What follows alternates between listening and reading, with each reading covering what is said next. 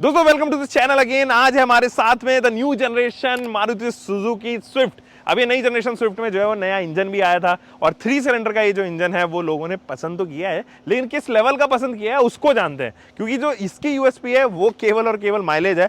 Performance drop जरूर इसमें हुई है एटलीस्ट ऑन पेपर्स, क्योंकि पावर फिगर्स अगर हम देखें तकरीबन 8 से 9 पीएस जो है वो ड्रॉप हुई थी। अब इसके प्राउड ओनर से मिलते हैं और अपने बहुत ही लजीज खास दोस्त को बुलाते हैं। ही इज मिस्टर दीपक। स्वागत है चैनल पे। वैसे तो ये ऑलरेडी यूट्यूबर है और हम बहुत सारी वीडियोस बहुत सालों से करते हुए आए हैं एक साथ ही। तो आज बस इसके इनपुट्स लेते हैं। कितना टाइम हो गया तेरे को दीपक इसको खरीदे हुए? भाई इसको हो गए 17-18 दिन हो गया। 13 तारीख को ली थी, 31 होगी ना आज। हाँ तो हो गए ऑलमोस्ट 20 दिन के आसपास। 20 दिन में तकरीबन कितनी गाड़ी चलाई? लगभग 2200 किलोमीटर चल गया अभी तक। 20 दिन में 2200 किलोमीटर? कहाँ लॉन्ग ट्रिप लेके गया था कहीं? भाई देख 1000 किलोमीटर तो मैंने लोकल में ही चला दी थी, फिर सर्विस करा के मैंने फर्स्ट सर्विस करा के और फिर मैं निकल गया था मनाली। तो तकरीबन 1000-1200 किलोमीटर वहाँ चली होगी। चलेगी वही 2200 के आसपास चलेगी। 2200 किलोमीटर। और अभी एक सर्विस कराई है ना, जो पहले वो चेकअप वाली जो होती है नॉर्मल? हाँ वही नॉर्मल थी, वो तो कुछ भी नहीं, 5-10 मिनट में हो गई थी। वैसे आपकी इन्फॉर्मेशन के लिए एक चीज और बता दूं, दीपक के पास में पुरानी जनरेशन की स्विफ्ट भी रह चुकी है। He was also owning a Baleno, जिसको के साथ में उसने रिप्लेस किया था जिम्नी को। एंड अभी रिसेंटली 15-20 दिन पहले उसने इस नई जनरेशन स्विफ्ट के साथ में अपनी जर्नी स्टार्ट करी है। तो चलिए जानते हैं सबसे पहले स्ट्रेट अवे इंजन के परफॉर्मेंस के बारे में, क्योंकि इसने बलिनो भी ऑन की है और स्विफ्ट पुरानी जनरेशन भी ऑन की है जो सेम ही इंजन यूज करती थी। अभी नई जनरेशन इंजन कैसा लग रहा है तुम्हें दीपक? यार देख नॉर्मली अपन चलते हैं सिटी में, हाईवे पे कोई ज़्यादा फर्क पता नहीं चलता। हाँ। बट जब अपन लाइक जैसे हाइट वाले रोड्स पे चलते हैं ना, हिल्स वगैरह में ऐसे, तो वहाँ पे क्या थोड़ी दबी दबी फील होती है। और ये तुम साइड बाय साइड दोनों को चलाओगे तो दिन रात का फर्क लगेगा, क्योंकि इसके अंदर ना पावर थोड़ी कम है। लेकिन जब सेकंड थर्ड गियर में जब तुम चलोगे तो वहाँ पे ठीक ठाक लगेगी, लेकिन जैसे फोर्थ और फिफ्थ में जाओगे तो फिर गाड़ी जो है ना एक तरीके से दबी दबी फील होती है। तो परफॉर्मेंस जो है ना मतलब पहले से तो कम हुई है यार इसकी थोड़ी बहुत। मतलब ड्रैग, अगर हम यहाँ पर ड्रैग रेस अगर कभी करें तो पुरानी जनरेशन और नई जनरेशन, मुझे अभी भी लगता है तुम्हारे अकॉर्डिंग पुराने वाली जनरेशन जीत सकती है। भाई देख सेकंड थर्ड गियर तक तो आगे जाने नहीं देती, ठीक है। जैसे ही फिर लाइक फोर्थ गियर शिफ्ट होता है ना दोनों गाड़ियों में, तो पुरानी वाली जो है ना 4 सिलेंडर वो निकल जाती है। तो ये थर्ड तक तो नहीं जाने देती आगे। जैसे मारुति कह रही है ना कि जो उन्होंने टाइम है वो कम किया है 0 to 60 का, तो वो कहीं ना कहीं 0 to 60 100 तक ठीक है, मतलब भगती है बढ़िया। उसके बाद में इसकी परफॉर्मेंस डाउन जाती है। तो एक चीज और जानते हैं, क्योंकि इन्होंने LXi वेरिएंट खरीदा, तो दीपक LXi कितने का प्राइस किया था और अपना RTO भी बताना, इंश्योरेंस कॉस्ट अगर याद हो तो वो भी बता दियो मुझे, और साथ ही साथ क्या मारुति से तेरे को बेनिफिट्स मिले, ऐसा लगा पुराने वाली स्विफ्ट? तो कुछ नहीं मिले भाई। हाँ। मैं देख लो इनकी शायद 5वीं गाड़ी ली है मैंने पिछले 3-4 साल के अंदर अंदर। 1 रुपए का भी बेनिफिट नहीं मिला। अच्छा, डिस्काउंट 0 थे इस पे? तो खैर नहीं है, भी नहीं मिला भाई मेरे को, जिम्नी पे भी नहीं मिला, बलिनो पे भी कुछ नहीं मिला। और मैं कभी भाई ज्यादा पीछे भी नहीं पड़ता डिस्काउंट के, क्योंकि वही है ना, तुम कितना कितना करवा लोगे यार। हाँ तो वही बात है, फिर उतना टाइम वेस्ट वाली बात है। तो भाई ये जो ना एक शोरूम थी 6.5 लाख, 6,49,000 मतलब 649 की जो है एक शोरूम थी। इसमें 55,000 का तो RTO कटा था और 23,000 का इंश्योरेंस हुआ था SBI जनरल का। तो टोटल जो है ना ये 7,27,000 के आसपास ऑन रोड पड़ेगी मेरे को। 7,27 की ऑन रोड? कोई भी एसेसरीज वगैरह नहीं ली। 600 रुपए का फास्टैग था और 750 रुपए और लिए थे उन्होंने। किस चीज के? जो RC वगैरह ये हैंडओवर वगैरह करते हैं ना डॉक्यूमेंट्स इधर उधर, तो उसी के कोई चार्जेस वगैरह लिए थे उन्होंने। और वेरिएंट्स कौन सा है? वेरिएंट कौन सा? LXi है? LXi बेस वेरिएंट है, लेकिन अपग्रेड कराया तूने इस पे बहुत सारी? हाँ मतलब काम वगैरह बाहर से ही करवाया थोड़ा बहुत। दीपक, तू ऑलरेडी जानता है इंडस्ट्री में ये सेफ्टी कंसर्न्स को लेके बहुत, मतलब अभी Indian audience and Indian owner से दोनों के दोनों ही बहुत ज़्यादा एग्रेसिव हुए हैं अचानक से सेफ्टी इश्यूज, और वो इंपॉर्टेंट भी है देख कहीं ना कहीं। तो अब उस इंपॉर्टेंट फैक्टर को अगर हम ध्यान में रखें तो तूने, क्योंकि 5 नई अलग अलग तरीके की गाड़ी, मिड साइज हैचबैक या एंट्री लेवल हैचबैक सारी यूज कर ली, इनफैक्ट SUV भी यूज कर ली, अभी इस गाड़ी में लेके सेफ्टी को लेके तेरे को क्या लग रहा है कि मतलब इंप्रूव हुई है, या कुछ फीचर जैसे कि 6 एयरबैग्स आए उनके वजह से कुछ दिमाग में बात बनी हो, क्या लग रहा है? देख सेफ्टी तो मैं बोलूँगा वही है सेम पहले जैसी, कुछ उसमें खास हुआ नहीं मतलब बिल्ड क्वालिटी में। लेकिन इसमें क्या है ना कि जो 6 एयरबैग दे दिए ना, तो थोड़ा सा ये हो गया कि चलो ठीक है यार बिल्ड क्वालिटी बाहर से हल्की है, पर अंदर तो एटलीस्ट 6 एयरबैग है, मतलब कुछ होता भी है तो बंदा बच जाएगा, ऐसा है। तो वो टेंशन कहीं ना कहीं दूर होगी। बाकी मोस्टली मेरा क्या है भाई, मैं अकेले ही चलना पसंद करता हूँ, फैमिली के साथ बहुत कम चलता हूँ।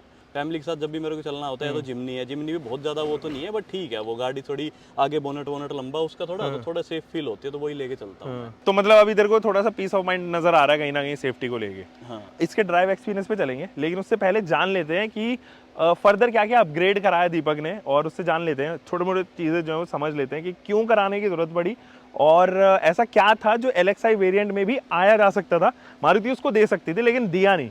दीपक कंटिन्यू, क्या क्या तूने ऐड ऑन किया है इसके अंदर? यार इसके अंदर ना मैंने ये जो हेलोजन आते थे ना हाँ। लाइट आगे, वो मैंने LED में करा दिए।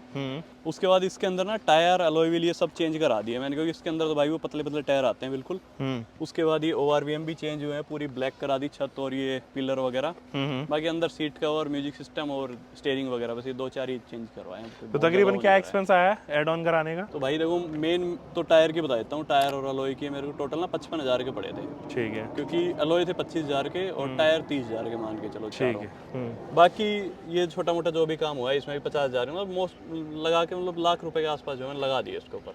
और तुझे क्या लगता है कि कौन सा ऐसा फीचर है जो बेस वेरिएंट से आना चाहिए था इसमें, और बहुत सारी OEMs कंपनी जो है वो दे रही हैं? बेस मॉडल में यार DRL वगैरह हो जाती है ना, तो ये थी कि बंदे को पूरी हेडलाइट चेंज कराने की जरूरत नहीं पड़ती, इसमें सिर्फ LED अपग्रेड कराई और भाई DRL तो ऑलरेडी फिर इसमें मिल ही जाती, तो फिर मजा आ जाता। बाकी सारी चीज यार दे रखी है, बट इस प्राइस रेंज में ना अपने को बलिनो भी मिल जाती है, वो मतलब डिस्काउंट ही चलते रहते हैं उस पर, तो वो भी सेम ही रेट में मिल रही थी मेरे को, मैं लेने गया ना तब। तो उसमें क्या है ऑटोमेटिक AC भी है भाई, वो बड़ी भी है, तो उस हिसाब से ना इसमें फिर वही है कि प्राइस थोड़ा ज़्यादा ही लगता है इसका। तो इसमें 1-2 चीज़ एक्स्ट्रा देनी थी, जैसे DRL वगैरह दे देते, ठीक है, और अंदर वही ऑटोमेटिक AC दे देते, तो वही मतलब फिर सेट सा हो जाता, पार्सल ट्रे वगैरह और ये 2-4 चीज़ दे देते ना। तो क्या डिसीजन था जो स्विफ्ट ली ओवर बलिनो? ये तो यार बलिनो मैंने ऑलरेडी चला रखी है, हाँ। 1-1.5 साल रखी हुई है, तो फिर वही मैं यार स्विफ्ट ट्राई करते हैं। स्विफ्ट में ना एक तो लुक थोड़ा बढ़िया लग रहा था इसका, और मेरे को सेकेंडरी कार चाहिए थी। जिमनी मेरे पास है, वो मैं कहीं जैसे बाहर घूमने जाता हूँ तो जिमनी में लेके जाता हूँ, बट लोकल में नहीं चलाई जाती वो, तो उस चक्कर में मैं एक छोटी कार होनी चाहिए, क्योंकि उसमें ना माइलेज नहीं है, हर दूसरे तीसरे दिन 1000-1500 का तेल डलवाना पड़ता था उसमें। करेक्ट। चलो तो एक काम करते हैं अब दोस्तों, दीपक को लेके चलते हैं एक छोटी सी ड्राइव पे, और उसे जानेंगे इसके कितनी एफिशिएंसी ये दे रही है एंड इसके इंजन की परफॉर्मेंस की। तो गाड़ी मैं चलाता हूँ, दीपक अलाउ करेगा चलाना? बिल्कुल भाई चलाओ। हाँ जी दोस्तों, तो अभी हम चला रहे हैं ये स्विफ्ट 1.2 3 सिलेंडर। अब मैं इसके थोड़े से इनिशियल इनपुट दे देता हूँ, फिर MRDs जाने की, वो ऑलरेडी 2200 किलोमीटर इसको चला चुका है। तो जब आप इसको पिक कर दो ना, तो वो हल्का सा रियलाइजेशन आपको होता है कि हाँ भाई पावर कट डाउन जो है वो हुई है। बट मुझे लगता है कि अगर आप जब रोजाना इसे चलाते रहोगे, over the period of time चलाते रहोगे, तो वो भूल जाओगे कि इसके अंदर 3 सिलेंडर इंजन है, या फिर वो जो फियर है ना 1 सिलेंडर मिस होने का, वो चला जाएगा आपके जहन में से। बाकी हम MRD से जानते हैं भाई, रिफाइनमेंट लेवल में तो मुझे कुछ ज्यादा समझ में नहीं आ रहा कि रिफाइनमेंट कुछ कम हुए होंगे 3 सिलेंडर होने की वजह से। वैसे भी मारुति सुजुकी की 3 सिलेंडर इंजन भी बहुत रिफाइंड है। तेरे को क्या लगता है NVH में कुछ कमी आई है? भाई नॉर्मली चलाते हैं ना तो पता नहीं चलता कि पावर कम है या फिर मतलब इतना कुछ खास पता नहीं चलेगा, लेकिन यदि अब इसको चलाते चलाते तुम साइड में एक बार शिफ्ट हो जाते हो पुराने वाले 4 सिलेंडर पे, तो तुम्हें दिन रात का फर्क पता चलेगा। क्योंकि वो जो ना एकदम से गाड़ी मतलब दहाड़ के उठती थी, इसमें वो वाली चीज़ नहीं है। इसमें क्या है, रेस दे के फिर गाड़ी उठानी पड़ती है, तो इसकी जो स्क्रोलिंग स्पीड है ना, एक तो वो क्रोलिंग स्पीड जो है वो थोड़ी लो है, तो कई जगहों पे ऐसा होता है कि तुम्हें रेस दे के और फिर गाड़ी उठानी पड़ती है, तो वो वाली चीज़ है। बाकी तो ठीक है, मतलब जो स्मूथनेस लेवल है ना वो मारुति हमेशा से ही बढ़िया रहा है, तो वो अभी भी इन्होंने बरकरार रखा है। तो वो जो रिफाइनमेंट लेवल है वो बढ़िया है अभी भी इनका, कोई वाइब्रेशन नहीं है, कोई फालतू की नॉइस वगैरह बहुत ज़्यादा कुछ नहीं है, तो ठीक है। मतलब डेली आप जब चलाओगे तो कोई ज़्यादा फर्क पड़ेगा नहीं, मतलब आपको ना नॉर्मली लगेगी। ठीक है जी। वैसे भी हाँ, ये बात सही कह रहे हो तुम दीपक भाई की इसका जो क्लच है या इसका मैं ब्रेक के बारे में बात करूँ या एक्सीलरेटर पेडल, ये तीनों काफ़ी स्मूथ से लगते हैं। ऐसा नहीं है कि दबाओगे तो बिल्कुल ऐसा लगे कि बहुत ही अर्थ मूविंग इक्विपमेंट्स या अर्थ मूविंग व्हीकल चला रहे हो। बहुत ही सोफिस्टिकेटेडली डिज़ाइन किए गए हैं। स्टीयरिंग व्हील में वो एक सही तरीके का वेट इसके अंदर ऐड ऑन हुआ है, तो ज़्यादा एफर्ट नहीं लगते घुमाने में। वैसे दीपक जो है वो माउंटेन्स पे लेके गया था, तो इससे जानते हैं माउंटेन्स में एक ऐसा इसने फील करवाया, क्या माइलेज दिया हाईवे पे भी, सिटी पे भी एंड माउंटेन्स पे भी। दीपक ऑफ टू यू। यार देखो सिटी में ना ये वही 16-17 की माइलेज देती है, और हाईवे पे लगभग 20-22 के आसपास दे देती है अलॉय व्हील डलवाने के बाद। इससे पहले जो है ये दे देती थी 25-26 की, लेकिन अभी पहाड़ों में जब चलाई ना तो वहाँ पे ये 11-12 की देती है। मतलब जब तुम प्योर पहाड़ी में चढ़ रहे हो ना तो 10-11 मतलब ऐसे देती है। और तुम नॉर्मली यदि अब तो हाईवे बन गया देखो मनाली तक, तो वो पहाड़ जो पहले थे ना ऐसे टर्न हो रही है, वो प्योर पहाड़ वो तो रहे नहीं अब। तो अब जो है ना हाईवे बन गया तो उसमें वही 11-12 की माइलेज दे देती है गाड़ी। बट आते टाइम जो है ना मेरे को माइलेज ज़्यादा मिली, क्योंकि आते टाइम क्या है उतराव होता है, तो उसमें क्या है माइलेज 19-20 की दे दी थी इसने कंप्लीट मनाली से गुड़गांव तक। 19.5 के करीब माइलेज ये MID में शो कर रही थी।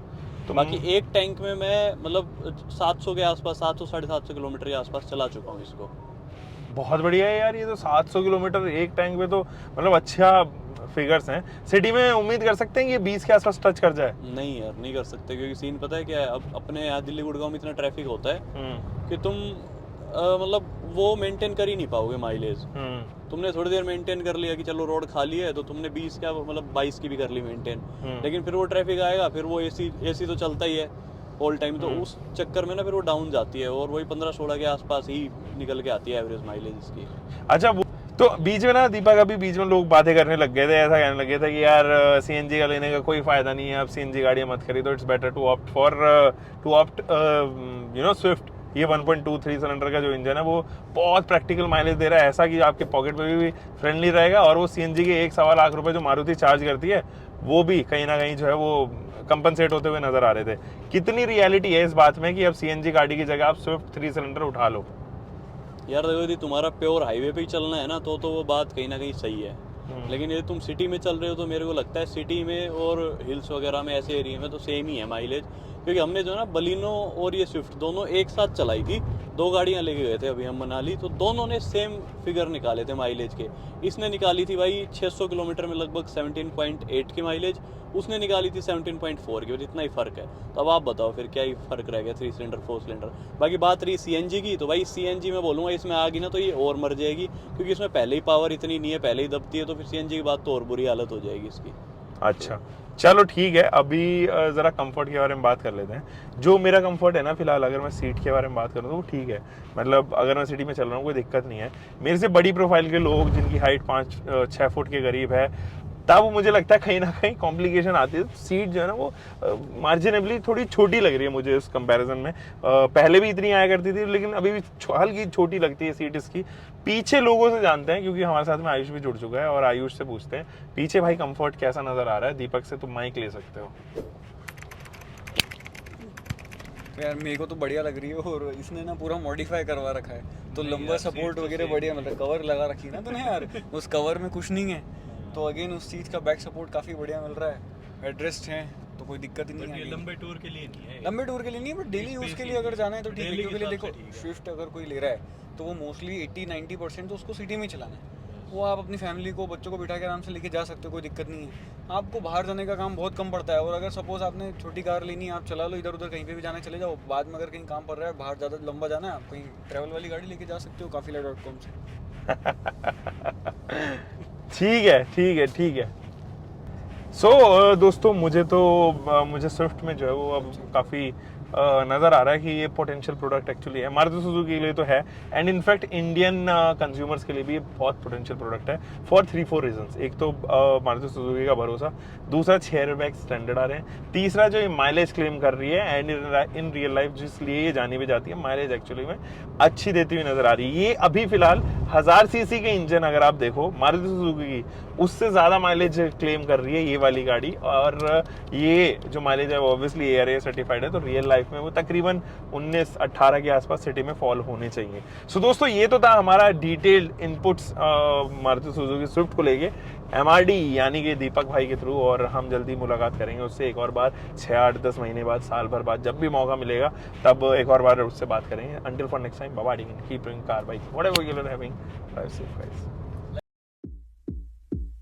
Karma's got a thing for me. We hold hands, make plans, keep the receipts. Karma, she's my best friend. One step closer, here's how it ends. Karma's got a thing for me. You see, you'll be digging up 6 feet. Karma's never let me down. My smile will kill when I cut you out.